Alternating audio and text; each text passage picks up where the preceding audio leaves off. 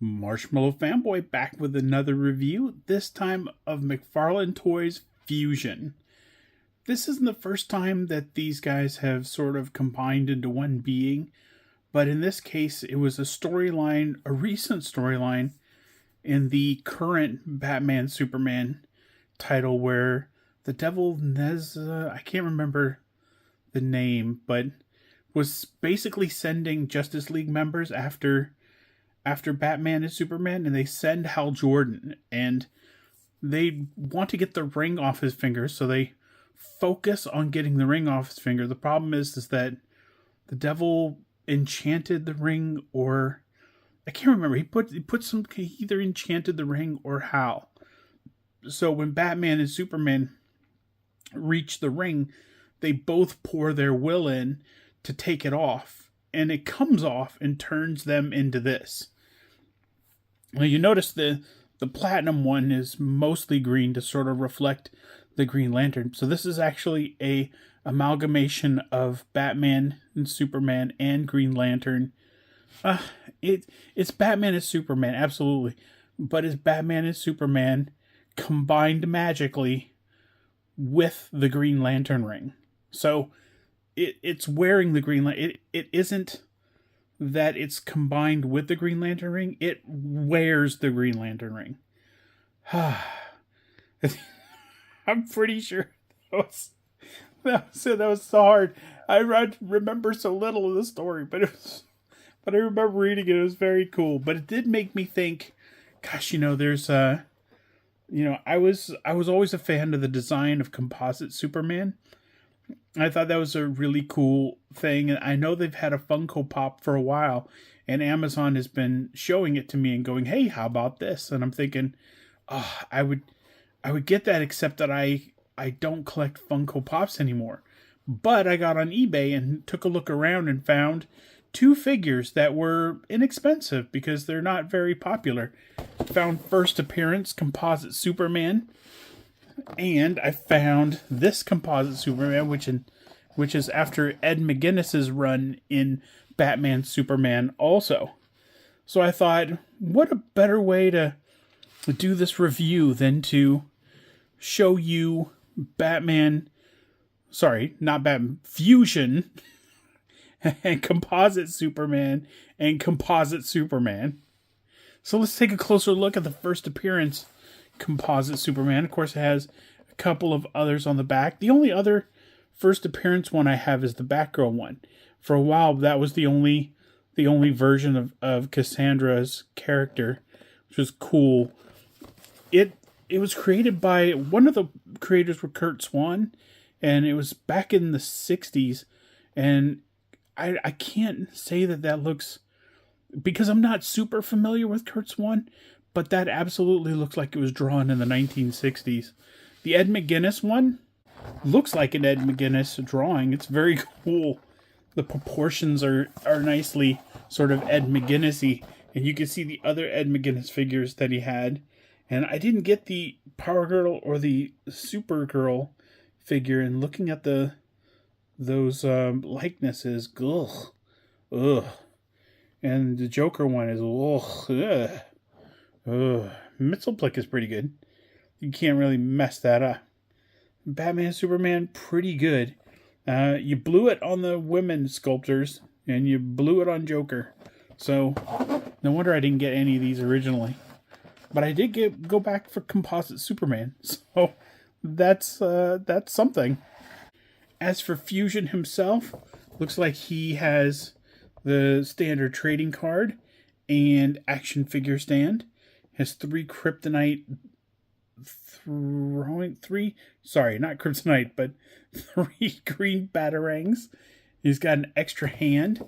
Let's see here. It's got cool, I think that's Dan Mora artwork on the back.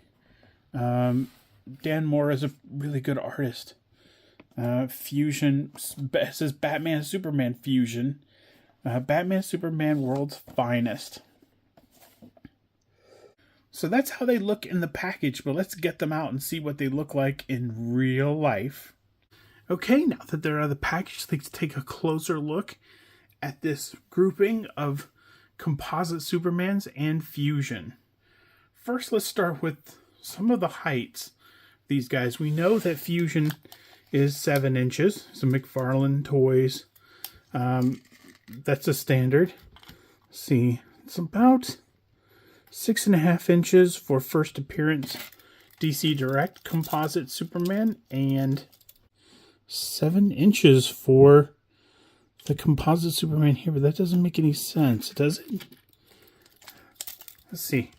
If Composite Superman from Vengeance Series 2, I see 7 inches to maybe the top of his head, and 7 inches from just a little bit below 7 inches. So this one is more in line with a McFarlane figure, and this one is about a 1/2 inch short of a McFarlane figure, but this one looks odd next to this one. It doesn't look the same size, and I have him crouched just a little bit.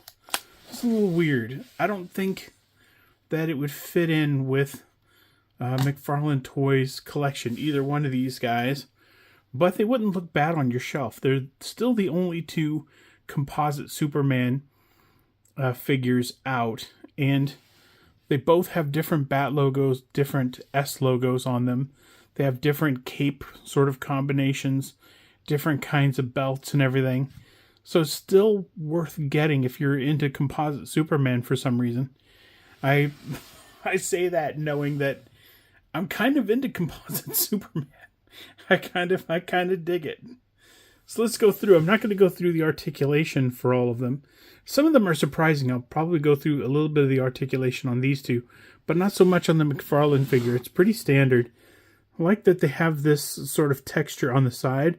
He's got rope on the side, which is kind of cool. I don't know if he used it during the book or not. A little green highlight. Again, Green Lantern. He's got the Bat Superman logo on the front and on the back, which is a nice touch. The red hood for Batman completely masks him, and of course Superman is completely unmasked, and his color is more red than Batman, so it's kind of a nice sort of amalgamation there. Also, holding one of the green batarangs, which are really cool. They're all 3 uniform, so there's no differences between batarangs, but these are very cool. He also comes with an extra sort of gesturing hand, which maybe can he stick batarangs in between his fingers? Is that what it's for? And that is exactly what it's for. You put all of the batarangs in his hand at once. That is super cool. I don't know if I've missed this feature on other McFarlane Toys figures, and I'm guessing I have. I'm guessing this isn't the first time that you've been able to do this. This is awesome. I like this so much. That's enough of that. And he comes with, of course, cool card by, I think, Dan Mora did that card. Very cool. And that is Fusion. Of course, he comes with an action figure stand also. They all do, in case I missed the next one. As for Composite Superman from first appearances, he comes with a miniature comic book. It's pretty cool. That has the first appearance. I don't think it's the full thing. Maybe it's the... maybe back then World's Finest was more of an anthology, and they had smaller stories in it. And maybe that has 2 of the many anthology sort of issues in them. But it is really cool to have sort of a reprint comic come with this. As far as articulation, man, I was surprised that this has sort of ball-jointed arms. They don't go very far, but they're still really cool. It has some texture in the hair. I don't know if it's... the action figure stand fell off. And the action figure stand has his first appearance right there along the edge. Composite Superman. It's a really cool, a really nice touch to have that stand with it. Look at that, man. He bends not very far, but he's That's impressive articulation for something like 20 years ago. I couldn't find a date on the back of the package, and I'll tell you why I was looking for a date that this came out. I'm sure I could find it on the internet. I didn't want to. So, oh, what I was saying about the hair. I think from certain angles it looks like there's blue streaks in the hair.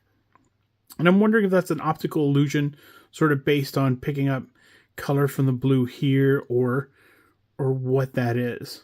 I like the part along his hair, and then all of a sudden it comes over, and then boom, it's interrupted immediately by the cowl, almost. That's very cool. The legs are very standard. The arms twist a little bit at the wrists where, well, Batman's glove does. The other side doesn't have a glove or anything, so there's no break. There's no sort of opportunity to turn that.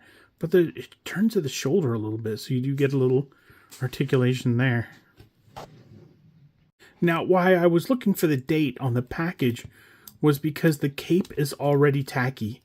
It's made out of that weird rubber that sort of disintegrates after a little bit of time, and it's tacky. It was sticky immediately after it came out of the package. Look at that paint detail on the back, man. Super cool. So still a cool figure. It's just, this thing is tacky, and it's gonna continue disintegrating. Oh, the cape has a different hookup. Batman's wraps to the front, and Superman's attaches at the side, man. Even that is asymmetrical. That's just so cool. So cool that they have like the arm and the twist. It's just very cool. But that's my only complaint is how tacky that cape is. But based on the mini comic that was drawn, I think it was either the interior was drawn by Curt Swan or the cover was also done by Curt Swan. I'm not absolutely sure, but it does look like a Curt Swan drawing. If that is a Curt Swan cover, it looks like a Curt Swan drawing with the sort of the wide body and sort of the narrowing legs. They did a good job sort of capturing how it looks in the artwork, including the part where the cape is flat here, but it's got the curves for Batman's cape. Just everything about the figure is just really cool. Just, the figure can't be older than 20 years old, and it just can't be older than, let's say, 25. It can't be older than 25 years old, and it's got a tacky cape already. And that is Composite Superman from First Appearances series, which leads us to Ed McGuinness's Composite Superman, which has a lot more movement in the arms and shoulders, which is a very cool addition. Single pin elbows, the legs don't bend much. There's not a lot of articulation, just pretty standard. And that fell off too. I should take off the action figure stands before I do reviews. But that is the Batman Superman logo that was on the comic book that came out. There was a really successful kind of run by Michael Turner on that book. He did, I can't remember what it was called, but it was a Supergirl story. It was very cool. I think she had just come to Earth and they were dealing with sort of those implications, and they made her train and Themyscira and things like that. But this story, I don't remember. Oh, but I like Composite Superman. I'm positive I read it because I was a big fan of the title when it came out. But that title has to be 20 years old now, or something. I can't remember. I'll be real embarrassed if it was like 10 years ago. But you know, yeah, I'll still be embarrassed. But the very cool belt. I like how that's asymmetric. Again, the cape attaches pretty much right under the Adam's apple for Superman, connects right on the shoulder. And so they got that, the different, it swivels just like the first appearance one. Swivels right at the glove. But of course, Superman doesn't have a glove, so no twist for Superman, just like with the first appearance one, which probably came out first and followed by this one. I love the shading on the belt. It just looks weathered. It looks amazing. I don't know who did that or who created that, but that's really good. It's kind of the only place where there's sort of shading or any sort of dry brushing or any standing out. As for the capes, you got a short Superman cape for, I don't know, reasons. And then a longer Batman cape for reasons also. That stripe that runs right down, you line that up and boom. It's really cool. It's an Ed McGuinness figure. Like, you could sort of pick that thing out of a lineup and you'd go, it looks like Ed McGuinness to me. And it does. It's super cool. And those are the 3 composite Supermans. The regular 2 composite Supermans and the fusion version of Superman. This was a cool kind of opening. It was a fun idea, mostly to keep me off of the Funko one, which I shouldn't buy because I don't collect them. So, until next time, enjoy your toys.